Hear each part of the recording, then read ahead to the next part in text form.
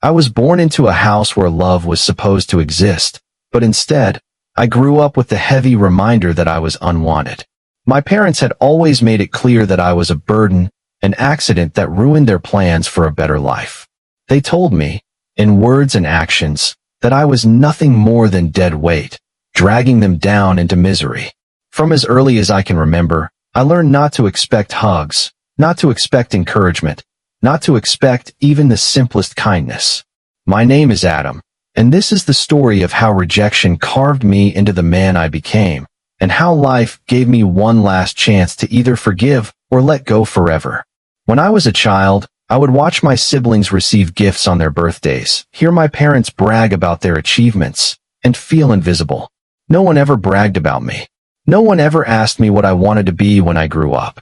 My father's words were sharp knives. "You're useless, Adam." A mistake we should have never had. My mother never contradicted him. She would simply sigh, her silence louder than any insult. I wanted to scream, to demand why I wasn't enough, but I learned quickly that silence was safer than speaking.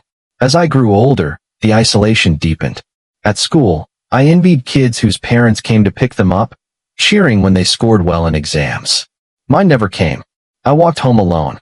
Every time I tried to share good news, a high grade, a sports award, I was met with indifference. My father would shrug and say, "Don't expect applause for doing what's expected." My siblings treated me the same way. I wasn't their brother. I was just the shadow in the corner, the one they laughed at when I stumbled, the one excluded from family dinners and trips. When I turned 18, the rejection reached its peak. One night, after another fight where my father accused me of wasting space, I was told to pack my things. "You're grown now. Go fend for yourself. This house isn't a shelter for failures," he spat. My mother looked at me, but her eyes were cold. Not a single word of protest left her lips. That night, I stuffed what little I owned into a bag and walked out into the night, my heart breaking but strangely lighter. For the first time, I understood that I wasn't leaving a family. I was escaping a prison. Life outside wasn't easy. I had no savings, no safety net. I slept in shelters, sometimes even on benches in the park. Hunger gnawed at me, and shame became my closest companion. Yet, in that darkness, something inside me refused to break.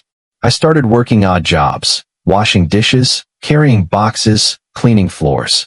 Each job paid barely enough to eat, but I learned something vital. I could survive without them.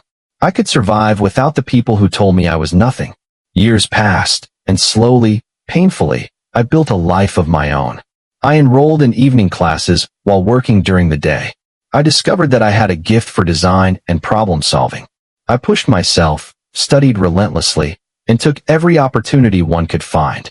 My hard work paid off when I landed an internship at a small firm. From there, step by step, I climbed. I worked late nights, refused to quit when projects became impossible, and gave my all in everything I did. By the time I was in my 30s, I had my own business, a modest apartment, and a circle of friends who respected me, not for my past, but for the man I had become. I thought I had finally left my old life behind. But fate, it seems, has a way of circling back. One morning, as I was reviewing some documents in my office, I heard a knock at the door. When I looked up, my chest tightened. Standing there were the very people who had thrown me away years ago, my parents. Time had aged them, their faces lined with wrinkles, their shoulders slouched under invisible weight. For a moment, I thought I was imagining things. But then my father spoke. His voice, once filled with authority, was now cracked and fragile. "Adam, we need your help." Those words hit me like a tidal wave. Help? From me? The son they had disowned, humiliated, abandoned? My mother added quickly, "We've fallen on hard times. Your siblings, they can't help us." We didn't know where else to go. I stared at them, my mind replaying every insult, every cold glance. Every night, I cried myself to sleep wondering why I wasn't worthy of love. And now, after all these years, they wanted me to be their savior? Part of me wanted to laugh. Another part wanted to scream at them, to remind them of the boy they had cast aside like trash. But deep inside, I felt something else too, a strange mix of anger, sadness, and pity. These were still my parents. They had given me life, even if they had never given me love. I didn't answer them right away. Instead, I asked, why now? Why me? After all these years of silence, why come to the son you never wanted? My father's eyes dropped to the floor. He muttered something about regret, about mistakes. My mother, on the verge of tears, whispered, we were wrong, Adam. We see that now. Please forgive us. Forgiveness. The word tasted bitter on my tongue. Could I forgive? Did they deserve it? A war raged inside me. On one hand, I had spent my life proving I didn't need them, proving I was stronger than their cruelty. On the other hand, part of me longed to release the weight I'd carried all these years. Hatred is heavy, and I had been carrying it for too long. After a long silence, I finally spoke. I'll help you.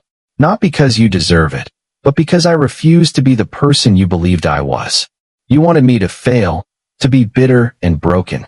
But I'm not. I'm stronger than that. I'll help you, but don't mistake this for reconciliation. The wounds you left run too deep. My parents nodded, their expressions a mix of relief and shame. I offered them support, but I kept my boundaries firm.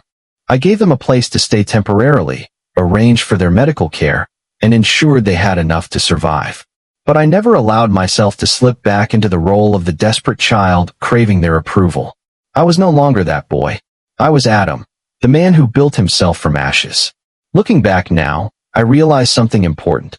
Sometimes, family is not defined by blood but by choice.